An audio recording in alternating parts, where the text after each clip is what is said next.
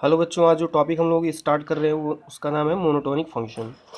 तो monotonic function होता है क्या है? Function which is either increasing और decreasing is called monotonic function. इसका मतलब फंक्शन या तो इंक्रीज कर रहा हो या फंक्शन डिक्रीज कर रहा हो, तो ऐसे फंक्शंस को हम बोलते हैं मोनोटोनिक। और ऐसा function which is neither increasing और nor decreasing, that function is called non monotonic. Clear है? तो इसका जो फर्स्ट डेफिनेशन जो दिया गया वो क्या दिया गया उसको देखते हैं। तो इसकी जो फर्स्ट डेफिनेशन वो क्या है, देखें कि अगर फंक्शन इंक्रीजिंग है तो ग्राफ अगर सपोज कर लेते हैं इस तरीके से बन रहा है, तो इस केस में अगर हम एक्स एक्सिस पर दो पॉइंट लेते हैं x1 x2, तो x1 पर y की वैल्यू क्या होगी? तो x के प्लेस पे अगर हम x1 रखेंगे तो y is equal to what? f(x1). इसका मतलब x1 पर फंक्शन की वैल्यू f(x1) है और x2 पर y की वैल्यू f(x2) है। तो हम ऐसा बोल सकते हैं कि x1 पे f(x1) और x2 पे f(x2). क्लियर है? तो इस तरीके से अगर हम देखें यहाँ पे कि अगर x1 लेस देन x2 है, x1 लेस देन x2 है, तो अगर फंक्शन इंक्रीजिंग है तो उस केस में जो f(x1) है, इस y एक्सिस पे अगर हम देखें तो ये जो डिस्टेंस है इस डिस्टेंस से छोटा होगा। It means that f(x1) is less than f(x2). तो वही बात यहाँ पे लिखी गई है कि अगर फंक्शन इंक्रीजिंग है तो इंक्रीजिंग के केस में ये जो इनइक्वलिटी होती है वो चेंज नहीं होती है। इनइक्वलिटी चेंज नहीं होती है मतलब क्या है कि अगर x1 लेस देन x2 हो तो f(x1) क्या होगा? f(x2) से छोटा होगा। और जहाँ x1 x2 किसका एलिमेंट है? a का एलिमेंट है। a से b में अगर फंक्शन है तो फंक्शन क्या है? a का सॉरी ये जो एलिमेंट है वो a का एलिमेंट होगा। तो यही लिखा हुआ है। ओवरऑल हम देख सकते हैं कि फंक्शन अगर इंक्रीजिंग है और x1 लेस देन x2 है तो इंक्रीजिंग के केस में क्या होता है कि f(x1) लेस देन f(x2) होता है। इसका मतलब ये जो इनइक्वालिटी है वो चेंज नहीं होता। इसी तरीके से अगर यहाँ ग्रेटर होता तब भी उस केस में भी क्या होता, जैसे सपोज कर लो x2 x1 से ग्रेटर है, हम बोल सकते हैं x2 x1 से ग्रेटर है, तो f(x2) क्या है? f(x1) से ग्रेटर है। तो इसका मतलब कुल मिला के हम बोल सकते हैं कि ये जो इनइक्वालिटी है वो चेंज नहीं होगी in case of increasing function. And in case of decreasing function, यहाँ अब इस डायग्राम में देखें x1 पे जो वैल्यू f(x1) है, x2 पर जो वैल्यू f(x2) है, तो ये जो f(x1) है वो f(x2) से क्या हो गया? ग्रेटर हो गया। It means that if x1 less than x2 तो f(x1) क्या होगा? वो f(x2) से बड़ा होगा। इट मीन्स दैट ये जो इनइक्वालिटी है वो चेंज हो जाता है। तो यहाँ पे हमने जो डेफिनेशन लिखा है, फर्स्ट डेफिनेशन वो यही बोलता है कि अगर इंक्रीजिंग फंक्शन है तो इनइक्वालिटी चेंज नहीं होती है और अगर डिक्रीजिंग फंक्शन है तो इनइक्वालिटी चेंज होती है। अब ये क्या है, अभी हम लोग इसको एग्जांपल से हम लोग देखेंगे। तो इसको इसी डेफिनेशन को बाय डेरिवेटिव कैसे बोलते हैं वो भी देख लें। बाय डेरिवेटिव यानी फंक्शन इंक्रीजिंग है तो इनइक्वालिटी चेंज नहीं होगा और डिक्रीजिंग है तो इनइक्वालिटी चेंज होगा। वो तो पहली डेफिनेशन थी। अब बाय डेरिवेटिव हम लोग कैसे देखते हैं कि फंक्शन इंक्रीजिंग है या डिक्रीजिंग है, उसको देखते हैं। तो अगर फंक्शन इंक्रीजिंग है तो उसका जो डेरिवेटिव होगा वो 0 या 0 से ग्रेटर होगा हमेशा। क्लियर है? अच्छा, ये कैसे हमने बोल दिया? जैसे सपोज कर लो ये जो डायग्राम बना है ये यहाँ से यहाँ तक इंक्रीज़ किया, ये कांस्टेंट रहा और फिर यहाँ से यहाँ तक इंक्रीज़ किया। अच्छा, यहाँ पे डायग्राम ऐसे भी बन सकता है और डायग्राम ऐसे ही बन सकता है। तो जैसे यहाँ इंक्रीजिंग के केस में हम देखें तो इंक्रीजिंग ये भी फंक्शन इंक्रीजिंग है और ऐसे बनता डायग्राम, इसको कॉनकेव अपवर्ड बोलते हैं, इसको कॉनकेव डाउनवर्ड। तो अगर कॉनकेव डाउनवर्ड भी होता तब भी इस केस में क्या हो रहा है? फंक्शन इंक्रीज हो रहा है। कांस्टेंट भी हो सकता है, इस केस में ये क्या हो रहा है? फंक्शन क्या हो रहा है? इंक्रीज हो रहा है।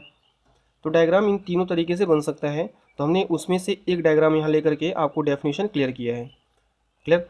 अच्छा, यहाँ पे हमने क्या किया कि इस डायग्राम में अगर हम देखें यहाँ से लेके यहाँ तक, तो किसी भी फंक्शन किसी भी कर्व के किसी भी पॉइंट पे अगर हम टेंजेंट ड्रॉ करते हैं तो टेंजेंट, ये जो टेंजेंट होगा एक्स के पॉजिटिव के साथ कितना एंगल बनाएगा? 90 से कम बनाएगा।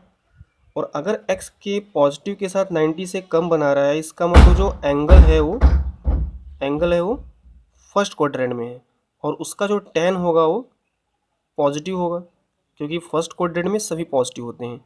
और जो tan पॉजिटिव है, tan मतलब tan थीटा पॉजिटिव है, तो tan थीटा को हम क्या बोलते हैं? स्लोप। इट मीन्स दैट इसका जो स्लोप होगा वो क्या होगा, पॉजिटिव। और स्लोप का मतलब क्या होता है, डेरिवेटिव।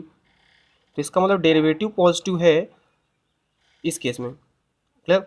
अच्छा, यहाँ से लेके यहाँ तक जो डेरिवेटिव होगा वो एक्स एक्सिस के पैरेलल, मतलब स्लोप क्या होगा, जीरो। इसका मतलब डेरिवेटिव भी जीरो। अच्छा, यहाँ से लेके यहाँ तक इस साइड में भी फंक्शन का जो स्लोप है, स्लोप ऑफ टेंजेंट वो क्या है, पॉजिटिव है, क्योंकि 90 से कम है। तो it means that overall we can see that कि जो एफ डैश एक्स है, यानी जो डेरिवेटिव है, अगर वो पॉजिटिव है या ज़ीरो है, means F dash x greater than or equal to zero है, तो उस केस में फंक्शन क्या कर रहा है, इंक्रीज कर रहा है। क्लियर है। और उसी तरीके से हम देख सकते हैं इस केस में फंक्शन डिक्रीजिंग है। डिक्रीजिंग केस में ये जो डेरिवेटिव होगा यहाँ पे, यानी जो एक्स के पॉजिटिव के साथ जो एंगल बनेगा वो 90 से ज़्यादा होगा, और 90 से ज़्यादा है, इट मीन्स दैट जो डेरिवेटिव होगा वो नेगेटिव होगा। तो overall we can see that कि इंक्रीजिंग के केस में डेरिवेटिव पॉजिटिव होता है और डिक्रीजिंग केस में डेरिवेटिव नेगेटिव होता है। अच्छा, इसमें हमने एक और वर्ड यूज़ करते हैं, स्ट्रिक्टली इंक्रीजिंग। स्ट्रिक्टली इंक्रीजिंग का मतलब कहीं भी कांस्टेंट ना रहे, यानी फंक्शन स्ट्रिक्ट है इस बात के लिए कि सिर्फ इंक्रीज कर रहा है। क्लियर है। जैसे यहाँ पे देखें, ये फंक्शन इंक्रीजिंग है बट स्ट्रिक्टली इंक्रीजिंग है।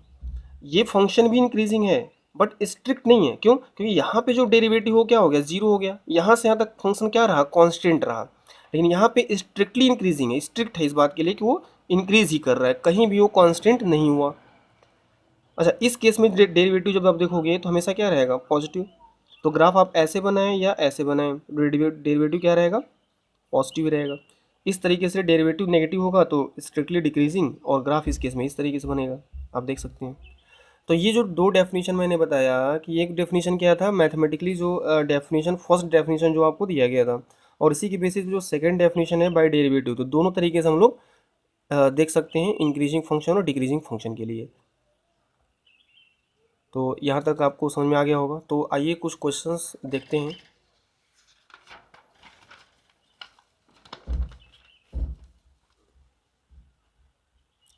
तो यहाँ फर्स्ट क्वेश्चन है, F X equal to X square minus 3x+2। Find interval, यानी इंटरवल फाइंड आउट करना है जब फंक्शन इंक्रीजिंग है, डिक्रीजिंग है, स्ट्रिक्टली इंक्रीजिंग है या स्ट्रिक्टली डिक्रीजिंग है।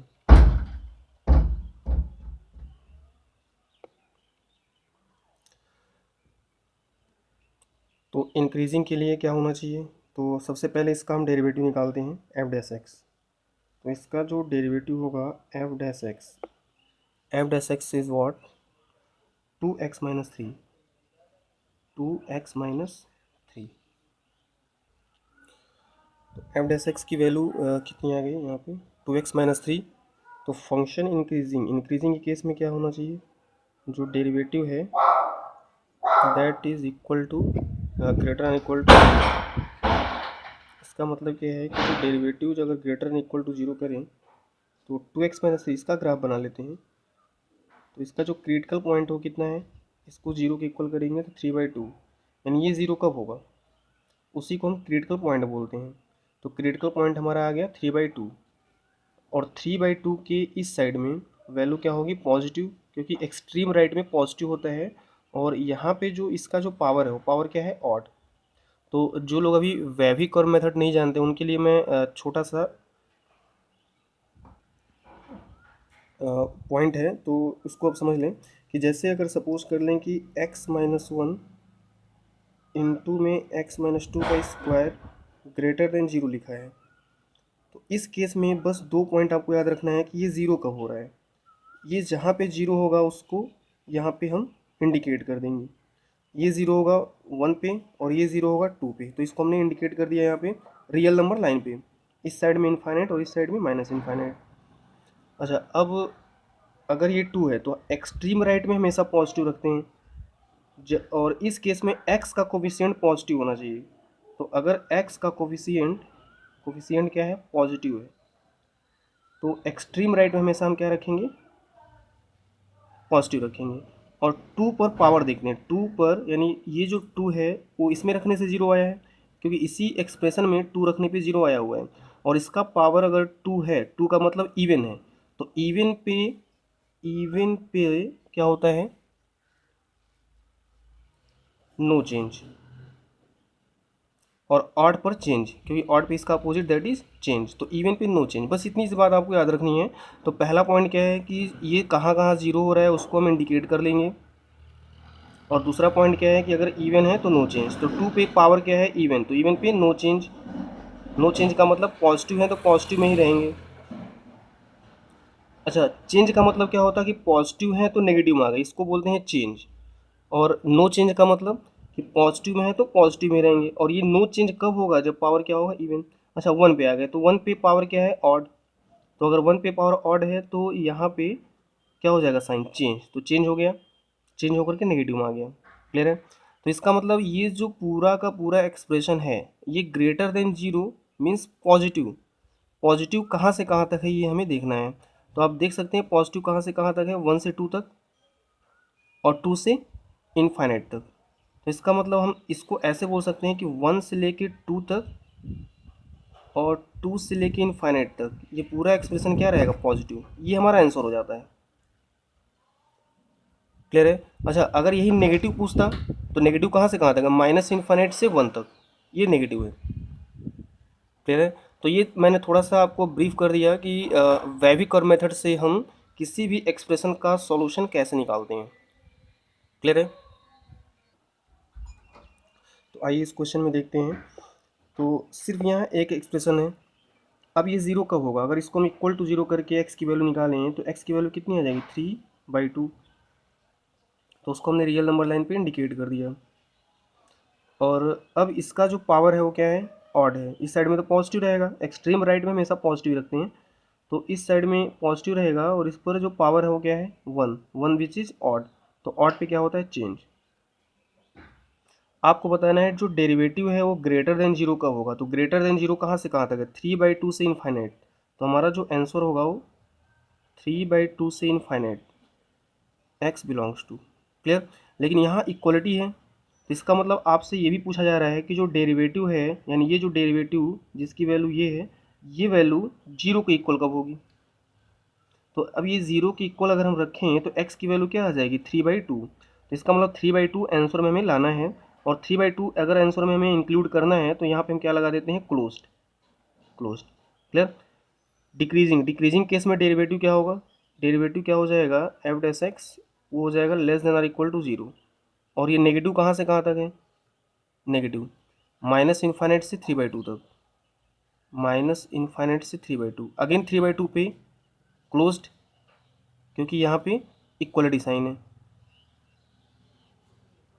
स्ट्रिक्टली स्ट्रिक्टली इंक्रीजिंग के लिए जो डेरिवेटिव होना चाहिए वो क्या होना चाहिए, ग्रेटर देन जीरो। और अगर डेरिवेटिव ग्रेटर देन जीरो है तो ग्रेटर देन जीरो कहाँ से मिल रहा है आपको, 3/2 से इन्फाइनाइट तक। तो इसका आंसर हो जाएगा एक्स बिलोंग्स टू 3/2 से इन्फाइनाइट। क्लियर है? स्ट्रिक्टली डिक्रीजिंग के लिए जो डेरिवेटिव है वो क्या होना चाहिए, लेस देन जीरो। और डेरिवेटिव लेस देन जीरो कहाँ से कहाँ तक है, माइनस इन्फाइनाइट से 3/2। तो इसका आंसर हो जाएगा x belongs to minus infinite से 3/2। इक्वलिटी नहीं है इसलिए इन दोनों केसेस में क्लोज हमने नहीं लगाया। और माइनस इन्फाइनाइट और इन्फाइनाइट इस पर हमेशा हमेशा हम जो साइन लगाएंगे वो ओपन ही लगाएंगे, कभी भी क्लोज नहीं लगाएंगे। क्लियर है? तो एक बेसिक सा क्वेश्चन था जिसको मैंने आपको यहाँ पे वैविक और मेथड भी आपको मैंने बताया, तो उसका यूज़ करके आप जितने भी क्वेश्चन हैं इस टाइप को आप सॉल्व कर सकते हैं। और सीबीएसई बोर्ड में ऐसा क्वेश्चन आपसे पूछा जाता है। तो जैसे क्वेश्चन कुछ इस तरीके से होगा आपका, x³ - 3x² + 3x + 2। आपको इंटरवल फाइंड आउट करना है जब फंक्शन इंक्रीजिंग और डिक्रीजिंग है। या कभी कभी इस क्वेश्चन को इस तरीके से पूछ देगा, इंटरवल नहीं पूछ करके आपसे ये बोलेगा कि proof that function is always always increasing. आपसे पूछता है कि आपको प्रूफ करना है कि इसका ये फंक्शन हमेशा क्या होगा, इंक्रीजिंग होगा। तो इसके लिए हम क्या करते हैं, सीधे डेरिवेटिव निकालेंगे इसका। तो इसका जो डेरिवेटिव होगा वो क्या आएगा, 3x² - 6x + 3। यहाँ से अगर हम 3 कॉमन लें then we will gate x² - 2x + 1। तो यहाँ पे ये है x - 1 का whole square, and we can see that जो किसी वैल्यू का अगर स्क्वायर है तो दैट विल ऑलवेज ग्रेटर और equal to zero. It means that जो एफ डैश एक्स है that will become always greater और equal to zero. It means that function is always increasing. तो यहाँ लिख सकते हैं कि therefore function is always increasing, क्योंकि डेरिवेटिव ग्रेटर और इक्वल टू ज़ीरो है। क्लियर है? आइए एक और एग्जांपल देखते हैं। इस एग्जांपल में आपको इंटरवल फाइंड आउट करना है जिसमें फंक्शन इंक्रीज कर रहा हो या डिक्रीज कर रहा हो। तो इस केस में again we will get derivative. तो इसका जो डेरिवेटिव होगा वो क्या होगा उसको देख लेते हैं।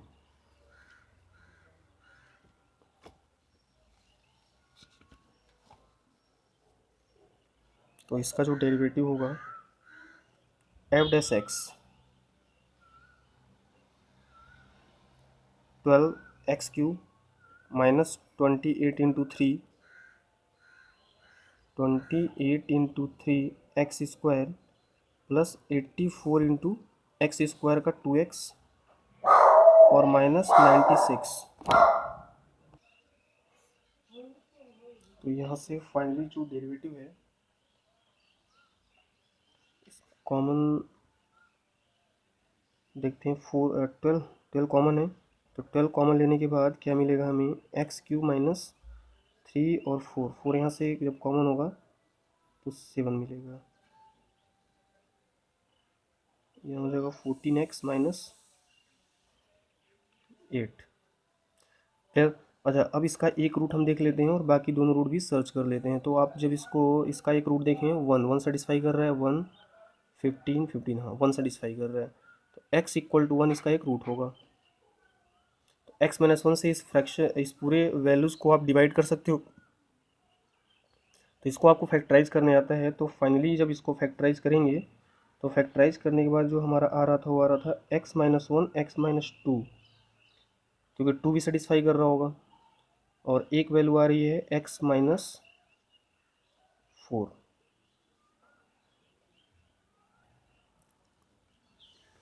चलिए अब इसको वेविकर मेथड से देख लेते हैं। 1 2 और 4 इन 3 पॉइंट्स पे ये 0 होगा, क्रिटिकल पॉइंट। इस साइड में पॉजिटिव और पावर हमेशा क्या है, ऑड 1, तो ये सभी जगह पे चेंज होगा। फाइनली हमें बताना है कि फंक्शन इंक्रीजिंग कब होगा। तो इंक्रीजिंग कब कब होगा, जब ये पॉजिटिव। तो पॉजिटिव कहाँ से कहाँ तक, 1 से 2 एंड 4 से इन्फाइनाइट। तो f dash x greater than or equal to 0 means x belongs to 1 से 2 यूनियन 4 से इन्फाइनाइट। डिक्रीजिंग कब होगा, जब ये less than or equal to 0 होगा। और less than or equal to 0 कहाँ से कहाँ तक है, माइनस इन्फाइनाइट से -1 यूनियन 2 से 4। तो ये आपका फाइनल आंसर हो गया। तो इस तरीके से क्वेश्चंस को हम लोग सॉल्व कर सकते हैं जब भी इस टाइप का कोई क्वेश्चन आपको दिया जाएगा। तो यहाँ हमने एक लीनियर इक्वेशन क्वाड्रेटिक लिया था और एक आपका हमने जो इक्वेशन लिया है वो क्यूबिक इक्वेशन है, और तीसरा जो है बाई क्वाड्रेटिक इक्वेशन है। तो ऐसे क्वेश्चंस का सॉल्यूशन अब आप निकाल सकते हैं with the help of wavy curve method. अच्छा, अब हम कुछ फंक्शन हमने यहाँ पे ले रखा है एक्सपोनेंशियल टाइप का फंक्शन। तो इस फंक्शन के लिए इंक्रीजिंग डिक्रीजिंग कैसे देखते हैं, तो again we have to find its differentiation. तो इसका जो डिफरेंशिएशन होगा f dash x equal to first into second. तो फर्स्ट को हम लिखेंगे सेकेंड का डेरिवेटिव। तो इसका जो डेरिवेटिव होगा 2 का पावर एक्स ln 2, और 2 का डेरिवेटिव 0, प्लस सेकेंड को लिखें और फर्स्ट का डेरिवेटिव। तो इसका जो डेरिवेटिव होगा क्या होगा, 2 इंटू 2 का power x minus 1, 2 minus 1 power होगा दैट इज़ 1, और फिर 2 के पावर x का डिफरेंशिएशन क्या होगा, 2 का पावर x ln 2। फाइनली यहाँ से जो कॉमन आएगा वो क्या क्या आ जाएगा, 2 का पावर x ln 2 एंड 2 का पावर x माइनस 1 ब्रैकेट में 2 का पावर x माइनस 1, और ये कॉमन हो चुका है, तो प्लस ट्वाइस ऑफ 2 का पावर x माइनस 2, 2 का पावर x ln 2, 2 का पावर x, 2 इंटू 2 का पावर x, देन 3 इंटू 2 का पावर x, -1 -4 -5।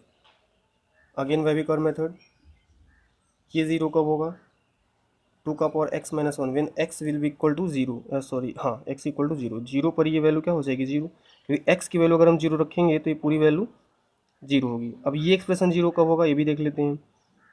तो ये ज़ीरो कब होगा, ये ज़ीरो तब होगा जब 2 का पावर x इक्वल टू कितना हो जाएगा 5/3। अब दोनों साइड का 2 बेस पे लॉग लें, तो 2 बेस पे लॉग लेंगे तो x इज इक्वल टू कितना आ जाएगा लॉग बेस टू 5/3। तो इसका मतलब इस पॉइंट पर ये वैल्यू ज़ीरो होगी, तो उसको हमने ज़ीरो करके x की वैल्यू कैलकुलेट कर ली। क्लियर है। तो अब हमें ये देखना है ये वैल्यू नेगेटिव है या पॉजिटिव, तो ये वैल्यू क्या है पॉजिटिव, मीन्स जीरो से ग्रेटर है, तो इस वैल्यू को हम यहाँ रखेंगे log 5/3 बेस टू। अच्छा, अब वेविकर मेथड पॉजिटिव नेगेटिव, क्योंकि पावर ऑड है और यहाँ भी पावर क्या है ऑड, तो यहाँ पॉजिटिव, साइन चेंज हो जाएगा। तो फाइनली जो आंसर होगा इंक्रीजिंग, इंक्रीजिंग के लिए क्या होगा माइनस इन्फाइनाइट से zero union log 5/3 base two से इन्फाइनाइट। तो आंसर क्या हो जाएगा x belongs to minus infinite से zero union log 5/3 base two से इन्फाइनाइट। और ये डिक्रीजिंग कब होगा, decreasing x belongs to zero to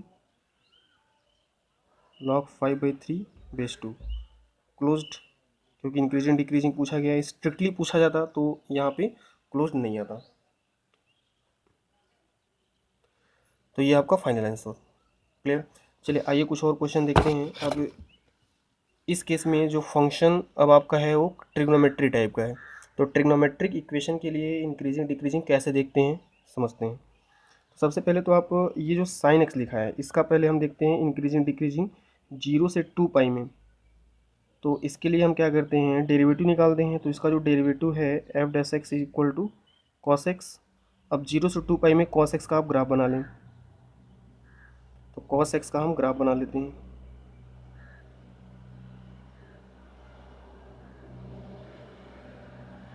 ये कौन सा पॉइंट है पाई, और ये कौन सा पॉइंट है 2 पाई, और ये कौन सा पॉइंट है पाई/2 एंड दिस इज 3 पाई/2।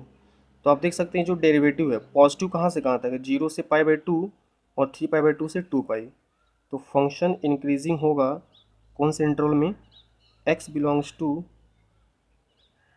जीरो से पाई/2 यूनियन 3 पाई/2 से 2 पाई। और फंक्शन डिक्रीजिंग कहाँ से कहाँ तक होगा when x belongs to,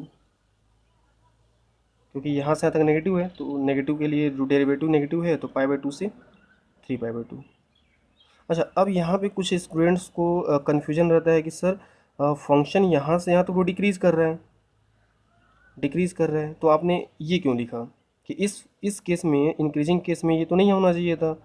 but नहीं, अब यहाँ देखो कि आपने फंक्शन का ग्राफ नहीं बनाया, आपने किसका ग्राफ बनाया डेरिवेटिव का। तो अगर आपको डेरिवेटिव से देखना है तो ऐसे ही देखना होगा कि पॉजिटिव कहाँ पे और नेगेटिव कहाँ पे है। तो डेरिवेटिव पॉजिटिव कहाँ पे है, यहाँ से यहाँ तक पॉजिटिव है और यहाँ से यहाँ तक नेगेटिव है तो डिक्रीजिंग, फिर यहाँ से यहाँ तक पॉजिटिव है तो इंक्रीजिंग। हाँ, अगर आपको डायरेक्टली ग्राफ से देखना है तो डेरिवेटिव ग्राफ ना बनाएं, आप डायरेक्टली इसका ग्राफ बना लो साइन एक्स का ग्राफ। और साइन एक्स का ग्राफ क्या होगा इस तरीके से बनेगा, जीरो पाई/2 3 पाई/2 और ये कितना है 2 पाई। तो फंक्शन इंक्रीजिंग कहाँ से कहाँ तक होगा, जीरो से पाई/2। और अब अगर देखें तो ग्राफ इंक्रीजिंग कहाँ से कहाँ तक है, यहाँ से तक इंक्रीज कर रहा है, फिर यहाँ से लेके यहाँ तक क्या कर रहा है डिक्रीज कर रहा है। इट मीन्स दैट पाई/2 से लेके 3 पाई/2 तक ये फंक्शन क्या रहा डिक्रीजिंग रहा, और इंक्रीजिंग जीरो से पाई/2 और 3 पाई/2 से 2 पाई में ये क्या रहा इंक्रीजिंग है। तो या तो डायरेक्टली फंक्शन का ग्राफ बनाओ और वहाँ से इंक्रीजिंग और डिक्रीजिंग देख लें, या अगर हम डेरिवेटिव से कैलकुलेट कर रहे हैं तो डेरिवेटिव निकालने के बाद हम क्या देखते हैं कि फंक्शन की वैल्यू डेरिवेटिव की वैल्यू पॉजिटिव जहाँ पे है वहाँ पे इंक्रीजिंग और नेगेटिव जहाँ पे वहाँ पे क्या होगा डिक्रीजिंग। क्लियर है। चलिए आइए कुछ और क्वेश्चंस देखते हैं। जैसे इस क्वेश्चन में आपको बताना है कि x अगर 0 से पाई के बीच में है और तो ये फंक्शन इंक्रीजिंग कहाँ से कहाँ तक होगा। तो सबसे पहले हम क्या करेंगे, इसका डेरिवेटिव निकालेंगे। तो डेरिवेटिव कितना हो जाएगा, 12 cos Q x plus 30 cos square x plus 12 cos x. अच्छा, हर बार जो है cos एक्स का डिफ्रेंशिएशन भी होगा, तो cos एक्स का क्या हो जाएगा, minus sine x minus sine x minus sine x. तो इसको हमने बाहर कॉमन भी ले लिया है, माइनस साइन एक्स। यहाँ से कॉमन 2 भी कॉमन होगा और 6 कॉमन होगा। 6 कॉमन ले लेते हैं, 6 cos एक्स कॉमन लेते हैं, तो 6 cos x into sine x, तो ये हो जाएगा 2 cos square x plus 5 cos x plus 2। तो यहाँ पे जब फाइनली डेरिवेटिव निकाल करके इसको इसमें जब आप फैक्टराइज करेंगे तो फाइनली आपको ये मिलेगा। और डेरिवेटिव ग्रेटर देन और इक्वल टू 0 होने के लिए हम देख लेते हैं ये जीरो या 0 से बड़ा कब होगा। इंक्रीजिंग के लिए हम देखना चाहते हैं फंक्शन इंक्रीजिंग कब है। तो फंक्शन इंक्रीजिंग कब है, 0 से पाई के बीच में। तो सबसे पहले देखें ये पूरा एक्सप्रेशन 0 कहाँ कहाँ पे हो रहा है, उन पॉइंट्स को हम इंडिकेट कर देते हैं। ये तो हमेशा पॉजिटिव होगा क्योंकि cos x की वैल्यू -1 से 1 के बीच में रहती है, तो ये हमेशा क्या होगा, पॉजिटिव। -1 से 1 के बीच की कोई वैल्यू रखो, हमेशा ये वैल्यू पॉजिटिव आएगी। अच्छा, अब cos x 0 कब होगा, π/2 पे, तो वो मैंने लिख दिया। sin x 0 कब होगा, 0 पे और पाई पे। और ये 0 कब होगा, जब cos x इक्वल टू -1/2 होगा, और -1/2 कौन से एंगल पे होता है, 2π/3 पे। यहाँ तक तो क्लियर हो गया होगा कि क्रिटिकल पॉइंट्स कौन कौन से हैं, मतलब फंक्शन ये जो डेरिवेटिव हमने निकाला ये वैल्यू 0 कहाँ कहाँ हो रहा है। अब आप देखें 0 से π/2 के बीच में ये पूरी वैल्यू पॉजिटिव है या नेगेटिव। तो आप देख सकते हैं 0 से π/2 मीन्स फर्स्ट क्वाड्रेंट में साइन और कॉस दोनों positive, means that here we will get positive. अच्छा, π/2 से 2π/3 में कोई भी एक एंगल आप कंसिडर कर लो, तो π/2 मीन्स 90 डिग्री, और इट मीन्स दैट इसका मतलब 120, 90 से 120 के बीच में कोई भी आप एक एंगल लेकर के देख लें कि फंक्शन की वैल्यू पॉजिटिव है या नेगेटिव है। तो यहाँ पे π/2 से 2π/3 के बीच में अगर हम देखें तो जो ये वैल्यू है ये तो नेगेटिव रहेगा क्योंकि सेकंड क्वाड्रेंट हो जाएगा। π/2 से ग्रेटर, π/2 से ग्रेटर में ये सेकंड क्वाड्रेंट में आ गया, तो ये वैल्यू नेगेटिव और ये तो पॉजिटिव रहेगा। अब इसकी बात करते हैं, ये जो वैल्यू होगी ये भी पॉजिटिव होगी। पॉजिटिव कैसे होगी, क्योंकि जो cos x होगा वो -1/2 से ग्रेटर होगा। जैसे अगर हम यहाँ बात करें π/2 यहाँ पे है, 2π/3 कहीं यहाँ पे आएगा, तो 2π/3 पे वैल्यू क्या है, -1/2। तो इसके बीच में π/2 से 2π/3 के बीच में वैल्यू कहीं यहाँ पे आएगी जो कि -1/2 से बड़ी है। अब -1/2 से बड़ी वैल्यू अगर है और यहाँ हम पुट करें तो ये पूरी वैल्यू क्या आ जाएगी आपकी, पॉजिटिव। तो ये पॉजिटिव, ये नेगेटिव, तो ओवरऑल ये नेगेटिव होगा। इसी तरीके से आप इसके बीच में देखेंगे तो वैल्यू पॉजिटिव आ जाएगी। तो फंक्शन इंक्रीजिंग कहाँ से कहाँ तक है, तो इसको देखने के लिए हमने इसका ग्राफ बनाया। अच्छा, यहाँ जो माइनस साइन था ये छूट गया था, तो माइनस हम आगे लगा लेंगे, माइनस। तो जैसा कि बताया गया था कि अगर कोई भी ग्राफ है उसका माइनस साइन लेना है तो ग्राफ को हम क्या करेंगे, रिवर्स कर देंगे, यानी जो पॉजिटिव हो नेगेटिव हो गया, जो नेगेटिव हो पॉजिटिव हो गया। तो फाइनली जो ग्राफ हमारा है वो रिवर्स हो जाएगा, दैट इज़ नेगेटिव, ये पॉजिटिव और ये नेगेटिव, क्योंकि यहाँ माइनस साइन आ गया है, क्योंकि हमने ग्राफ इसका बनाया है। तो ये ग्राफ जहाँ पॉजिटिव है माइनस से मल्टीप्लाई करेंगे तो नेगेटिव हो जाएगा। तो ये पॉजिटिव कहाँ से कहाँ तक है, तो हम देखें यहाँ से यहाँ तक, दैट इज़ π/2 से 2π/3 तक ये फंक्शन इंक्रीज़ करेगा। तो this function is increasing in the interval π/2 से 2π/3। ये आपका फाइनल आंसर। क्लियर है। इसी तरीके से आपको एक क्वेश्चन यहाँ पे दिया जा रहा है, sin x plus cos x, x belongs to 0 से 2π। इसको ट्राई करें और देखेंगे इसका आंसर क्या आएगा, और नेक्स्ट टर्न पे मैं इसको आप डिस्कस करूँगा। और इसी तरीके से एक क्वेश्चन यहाँ भी लिखा गया है कि if gx equal to fx plus f1 - x, double derivative positive है और x 0 से 1 के बीच में लाई कर रहा है, तो आपको इंटरवल फाइंड आउट करना है जिसमें gx इंक्रीजिंग है। तो ये भी आप नोट कर लें। तो ये सब आपके होमवर्क्स हैं, तो फाइंड लिस्ट वैल्यू ऑफ के for which function this is decreasing in 1,2, decreasing in 1,2। तो अगर ये 1,2 में डिक्रीज कर रहा है तो आपको के की वैल्यू बतानी है। ये भी आपके लिए होमवर्क है। फंक्शन डिक्रीजिंग है, रेंज ऑफ ए। अच्छा, इस केस में फंक्शन डिक्रीजिंग होगा तो आपको टी की रेंज बतानी है, टी की रेंज। अच्छा, सबसे पहले यहाँ पे एफ डैश एक्स निकालेंगे। एफ डैश एक्स का मतलब d y upon d x, और d y upon d x के लिए हमें क्या क्या फाइंड आउट करना होगा, d y upon d t और d x upon d t. और फिर उसको आप देख लेंगे कि डिक्रीजिंग के लिए less than or equal to 0 करके आप वेविक और मेथड से डायग्राम बना के टी की रेंज आप देख सकते हैं। और एक क्वेश्चन ये भी आप सॉल्व कर लेंगे जो 2019 में पूछा हुआ है जेई में। तो इतने क्वेश्चंस अब आपका होमवर्क है और उसको आप ट्राई करें, और नेक्स्ट टर्न पे मैं इन क्वेश्चंस को डिस्कस करूँगा। और फिलहाल इसके पहले एनसीईआरटी से आप इंक्रीजिंग और डिक्रीजिंग फंक्शन जो चैप्टर है वो आप देख लेंगे कहाँ पे है और उसको सॉल्व कर लेंगे। तो उतना आप कंप्लीट करें और इनको आप ट्राई करें। नेक्स्ट टर्न पे मैं इनको डिस्कस करने के बाद फिर मैं अगला टॉपिक आपका स्टार्ट करूँगा। Thank you.